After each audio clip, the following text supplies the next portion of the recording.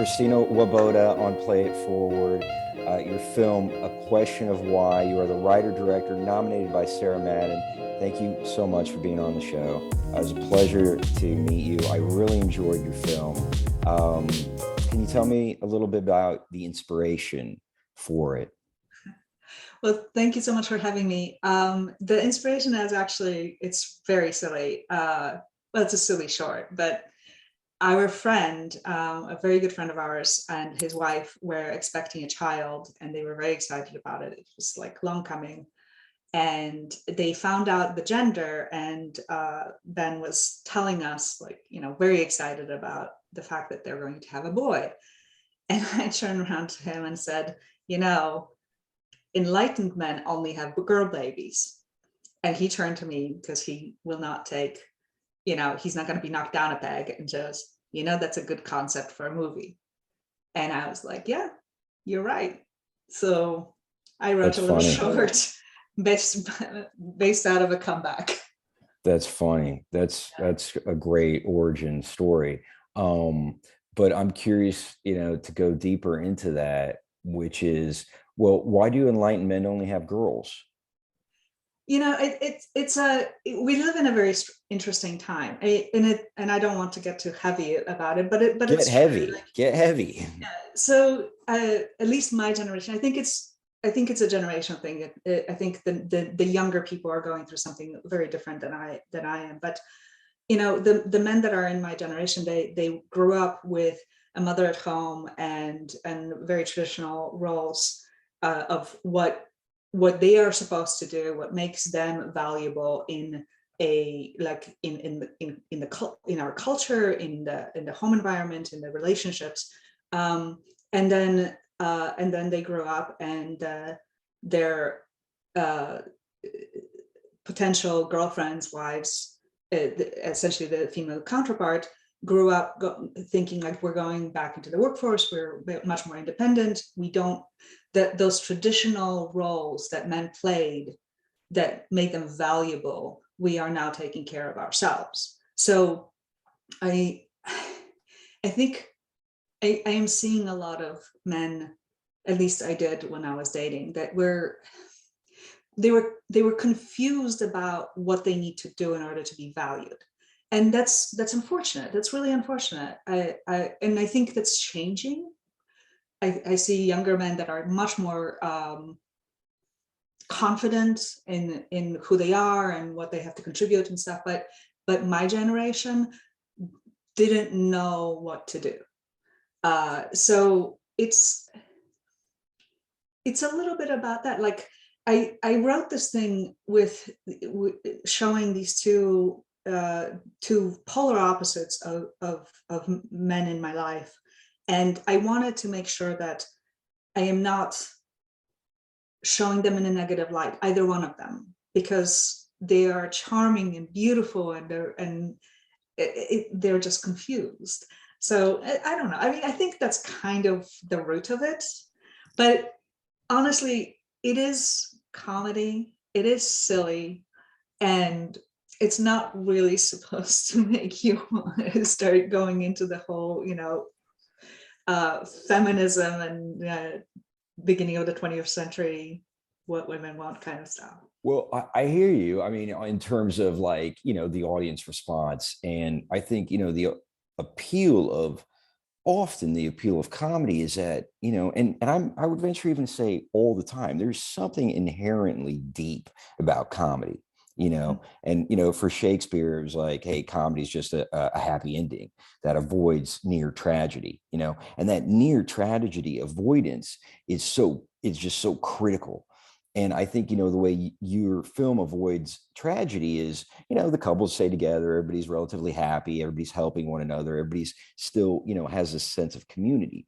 But the tragedy, the near tragedy, is the ripping apart of the community, the husband and wife separating, the friends, the newly formed friendship, the dream of having a child. So there's the tragedy. So that element of being on the edge of tragedy is inherent in comedy. So it is, to me, there's a depth to it, and something that's very deep. And I really appreciate it about your film is that it's a topic and a subject I haven't seen worked with. I have not seen this topic and subject worked with. And it references for me, I don't know if you've ever heard of this book by a pretty famous guy in the, I want to say maybe 70s, 80s, maybe even early 90s. But his name's Robert Bly. And he was a relatively well-known poet. I think he's an American scholar. And the name of his book that he wrote was about the legend of, oh goodness, it was, I think it was a Grimm Brothers tale, and it was the something about the hairy man. I can't think of exactly the book, but if you just search Robert Bly, hairy man, you get it immediately. And what he was saying is he wrote a book about how for men how to get essentially their balls back. And he was saying that men have been emasculated, and they've been emasculated by the oversensitive man who is trying to be enlightened, more enlightened. And he is essentially saying that there's some imbalance that happened, and the essential maleness has been eviscerated or gone or lost or something. And so he was really working with that, and he had a big movement, and a lot of people really kind of followed his idea of how to reclaim that power. And so, when you're right in your book, or I'm sorry, in your film, you're talking about, well, they've established peace, but something inherently male has gotten lost, and there's something that's trying to be reclaimed. So that's like a really essential topic. And how do you do that without having war, and then having also a crudeness that the other character juxtaposes? So there's got to be something deeply that you connect with there, to have put your time, your effort, your money, everything into creating this comical short film.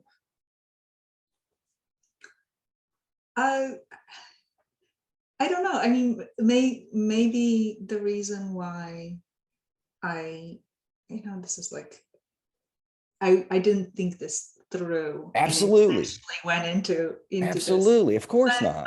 But I also, I think that there is a lot of anger in this world about gender roles, and like the writer that you just mentioned, like getting his balls back. Like, I think people just feel frustrated and undervalued. And that's what I was trying to point out, is that there's value in whoever you want to be, however you want to be. There's value in the funny and crude and spitting skateboarding kid. Then there's value in the husband who will do literally anything for his wife because she wants to have a baby. There's value in it, and we just need to appreciate people the way that they are, and stop putting these, like, you must be this in order to count kind of definitions. Yeah. I think that's what I wanted to say. I think. Well, that's cool, and you've kind of already, you have gone into the second part of the question. The second part of the question of, we have 3 stock questions on the show, and the second question is, what's the message? And that sounds like that's what it is. And in reflection, as you view the film, do you see that message? Do you see another message concurrently? I mean, the wife character was interesting to work with our actress, because I was trying to, she was like on the page. I really was focused on the 2 men, and she was just kind of a vehicle. But then, like, when I was working with her, we needed to build a character that was 3-dimensional, and started to kind of get into that. And and I think that there is another message there, that we just, like, as women, we need to just chill the fuck out. Excuse my language. Am I allowed to swear? Of course. Yeah.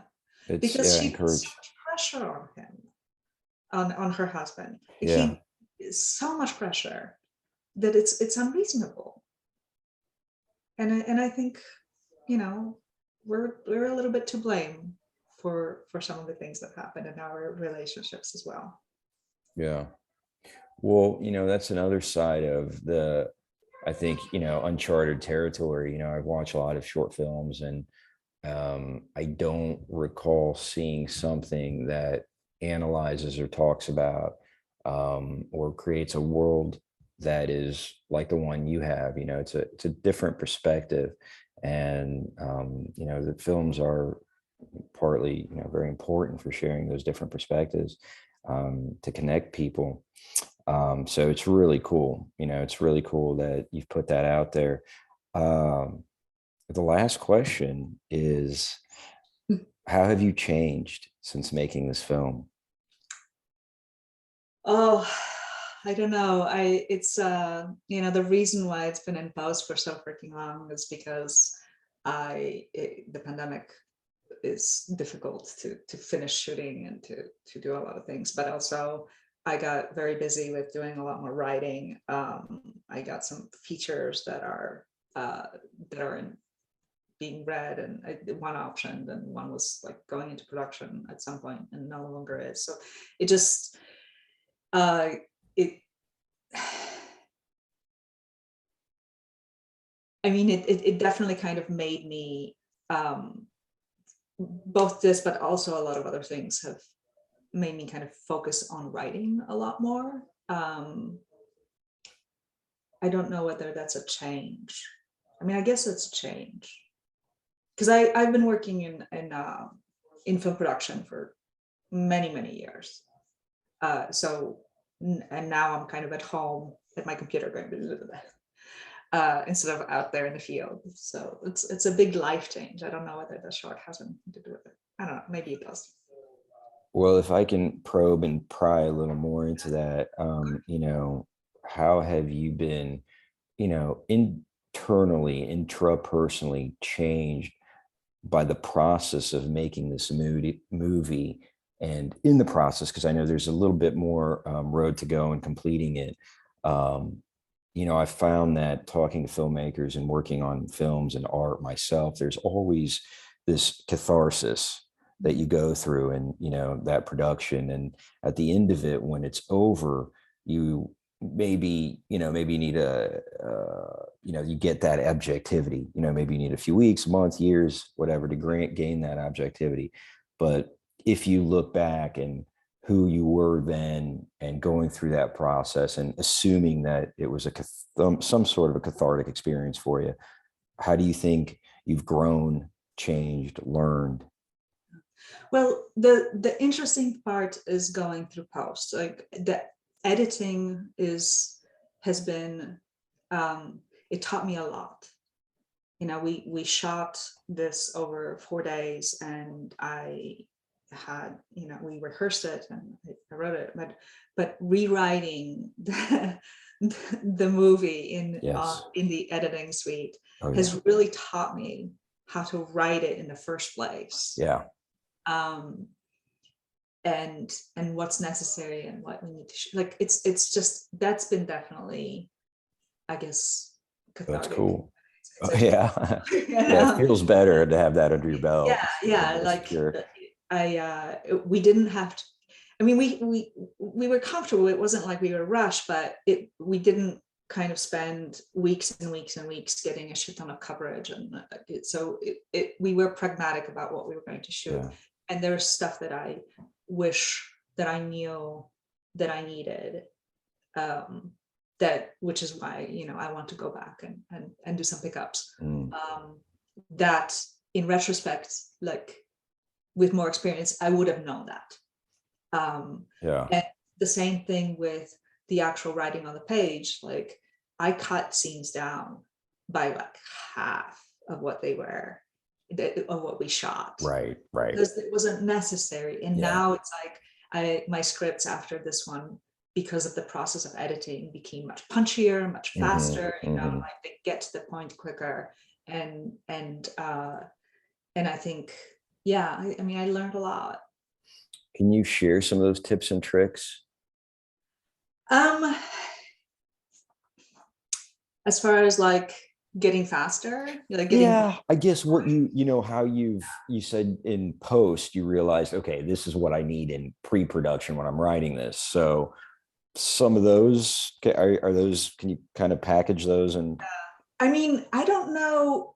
Well, there's two ways of writing a script and two reasons to write a script. One is you want to have something that you want to that is for the reader, that is exciting and if like an entertaining read, and you kind of want to make that as much as like a finished film as possible just on the page. So you want that punchiness, you want that that flow, and you want to get in the scene late, out of the scene early. It's just move.